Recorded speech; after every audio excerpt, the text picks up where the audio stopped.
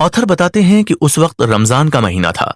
जफर नमाज करके उठे तो उसकी निगाह यमुना के किनारे कश्तियों के बने पुल पर गई। सैनिकों की टोलियां भी दिख रही थीं। तभी टॉल हाउस से धुआं उठने लगा। जफर ने पालकीदार फतेह अली को बुलाया और धुएं की वजह पता लगाने भेजा। साथ ही किले की सेफ्टी के लिए कप्तान डगलस को खबर भिजवाई। पालकीदार ने बताया कि हिंदुस्तानी फौज के दस्ते कंपनी की यूनिफॉर्म में आ रहे हैं। उन्होंने टोल टैक्स वसूल करने वाले चार्ल्स टॉड को मार दिया है और किले के उत्तर में कलकत्ता दरवाजे से अंदर आने की कोशिश कर रहे हैं। जफर ने सब दरवाजों को बंद करने का हुक्म दिया। डगलस को मेरठ में बगावत की खबरें पहले से ही मिल रही थीं। अभी वो बात ही कर रहे थे कि बागियों की एक टुकड़ी, जिनके हाथों में नंगी तलवारें, बंदूकें और पिस्तौल थीं, सामने से गुजरी। सभी सैनिक बुर्ज के नीचे बादशाह के नाम का नारा लगाने लगे। उनका कहना था कि हम उन अंग्रेजों को मारकर यहाँ आए हैं जो हमसे सुअर और गाय की चर्बी वाली कारतूस को मुंह से खुलवाते हैं, जिससे हिंदू और मुसलमान दोनों का ही धर्म खराब हो रहा है। उनकी बातें सुनकर डगलस ने खिड़की से कहा कि तुम यहाँ खड़े नहीं रह सकते हो। ये किले की औरतों के रहने की जगह है।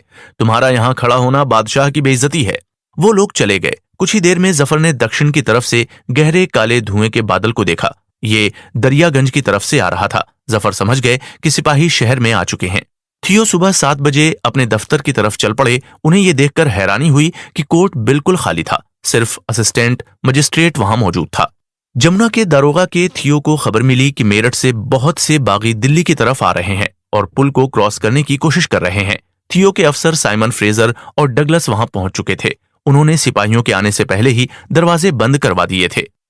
फ्रेजर ने अंदाजा लगाया कि अब ये सिपाही राजघाट या जीनतुल मस्जिद के दरवाजे के अंदर आने की कोशिश करेंगे। उसने थियो को वहां भेजा ताकि वहां के दरवाजे बंद किए जा सकें। लेकिन तब तक बागी शहर में दाखिल हो चुके थे और क्रिश्चियंस की तलाश कर रहे थे। उन लोगों ने थियो पर हमला करने की कोशिश करी, लेकिन थियो भीड़ में घुस गए और अपनी जान बचाई। पूरे शहर में दुकानदार अपनी दुकानें बंद कर रहे थे। बाजारों में रॉबरी हो रही थी और अंग्रेजों के घरों को जलाया जा रहा था। फ्रेजर ने अपनी सेफ्टी गार्ड्स को कहा कि वो अपनी तलवारें निकालकर सड़क पर खड़े हो जाएं, लेकिन बागियों ने इन पर गोली बरसानी शुरू कर दी। फ्रेजर ने एक गार्ड की बंदूक छीनकर एक सिपाही पर गोली चला दी, जिससे बागियों में गुस्से की लहर दौड़ पड़ी। फ्रेजर के सिपाही उसे छोड़कर भाग खड़े हुए। किसी तरह वे लाहौरी दरवाजे तक पहुंचे। पोप जेनिंग्स और हचिनसन घायल कप्तान डगलस को ऊपर ले गए। फ्रेजर ने जफर को मदद का संदेश भेजा। सैनिक उनके आदेश नहीं मान रहे थे। वो सबको अलर्ट करने ऊपर जाने लगे तो वहां खड़े पहरेदार ने उनकी गर्दन पर एक जोरदार वार किया और वो मारे गए। जेनिंग्स, डगलस और हचिनसन ने भागना चाहा, लेकिन उन्हें खत्म कर दिया गया। डॉक्टर चमनलाल की हत्या कर उनके अस्पताल को लूट लिया गया। उन अंग्रेज आदमियों और औरतों को जिन्होंने इस्लाम स्वीकार कर लिया था छोड़ दिया गया, लेकिन हिंदू या मुसलमान जो ईसाई हो गए थे उनको ढूंढ ढूंढ कर मार दिया गया। पुरानी सरकार से रिलेटेड हर इंसान बागियों के निशाने पर था। दिल्ली के अमीर और लोकप्रिय जैन और मारवाड़ी साहूकार, जिनका अंग्रेजी हुकूमत से कोई लेना देना नहीं था, लूट लिया गया था। सिपाहियों और घुड़सवारों के कई स्क्वाड और गुंडे बदमाश शहर में चारों तरफ लूट मार कर रहे थे। सारे अमीर लोगों की हवेलियों के दरवाजे तोड़ दिए गए, उनका सामान लूट लिया गया। बागी पूछ पूछ कर अंग्रेजों को मार रहे थे। चारों तरफ अंग्रेजों की लाशें नजर आ रही थीं। चर्च में भी भयंकर लूटपाट हो रही थी। संगमरमर के स्लैब तक निकाल लिए गए थे। दिल्ली कॉलेज की किताबें और रुपए लूटे जा चुके थे। सीनियर अंग्रेज अफसर कश्मीर दरवाजे की तरफ बढ़ने लगे ताकि बागियों को गिरफ्तार कर सकें। तभी मेजर वॉलेस आते हुए दिखाई दिए। उन्होंने कहा, फौज के सिपाही अफसरों को गोली मार रहे हैं। सामने से कुछ लोग कर्नल रिप्ले को उठाकर ला रहे थे। उनका शरीर बुरी तरह से कटा हुआ था। मेजर पीटरसन तोप चलाने का आदेश देने लगे तो रिप्ले ने कहा, तोपों से कोई फायदा नहीं, हमारी सेना खुद हमारे खिलाफ हो गई है। सिपाही चिल्ला रहे थे, जिसने हमारे धर्म को खराब किया है उनसे बदला लेने का समय आ गया है, और वो औरतों और बच्चों को भी मार रहे थे। दोपहर तक शहर के ज्यादातर अंग्रेज मार दिए गए थे। एनी फॉरेस्ट, उनकी मां और 2 छोटी बहनों को नौकरों ने छुपा दिया था। पुलिस चौकी के प्रबंधक मोइनुद्दीन बादशाह के पास इस लूटमार को रुकवाने की रिक्वेस्ट करने पहुंचे। बादशाह ने जवाब दिया, मेरा आदेश मानने के लिए कोई यहां नहीं है। मोइनुद्दीन ने पूछा कि आपका संदेश क्या है? तो जफर ने कहा, अगर कोई भी अंग्रेज बचा हो तो उनको किले में ले आए। शाम के 4 बजे तक 19 लोगों को किले में भेज दिया गया। बादशाह के निजी मेहताब बाग में धीरे धीरे 300 सिपाही जमा हो गए। वो इतनी दूर दिल्ली सिर्फ बादशाह से पनाह हासिल करने के लिए आए थे।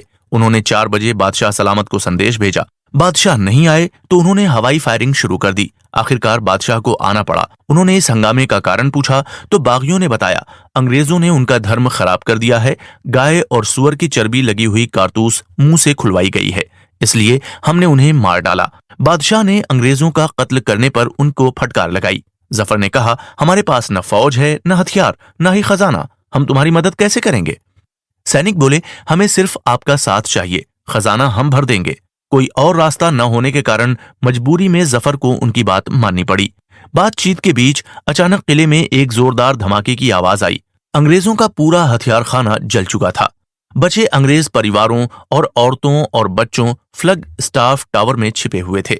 टावर के अंदर मात्र 18 फुट का एक कमरा था जिसमें कोई खिड़की नहीं थी। वो तंदूर की तरह गर्म हो रहा था। गर्मी के कारण औरतें बेहोश हो रही थीं। किसी को भी नहीं पता था कि कब तक यहाँ रहना है। दूसरी तरफ कश्मीरी दरवाजे के अंदर 200 सिपाही वहां से जो अचानक गायब हो गए थे वापस आ गए। वो आपस में न जाने क्या बातें कर रहे थे। उन्होंने अंग्रेज अफसरों का आदेश मानने से इनकार कर दिया। फिर अचानक उन्होंने गोलियां बरसानी शुरू कर दी थीं। अंग्रेज कश्मीरी गेट के बुर्ज पर चढ़ने लगे और फिर वहां से खाई में कूद गए। अंधेरा होने पर वो किसी तरह खाई से बाहर निकले और जंगली झाड़ियों में छुपते हुए चल पड़े। उनका इरादा मैडकॉफ हाउस पहुंचने का था।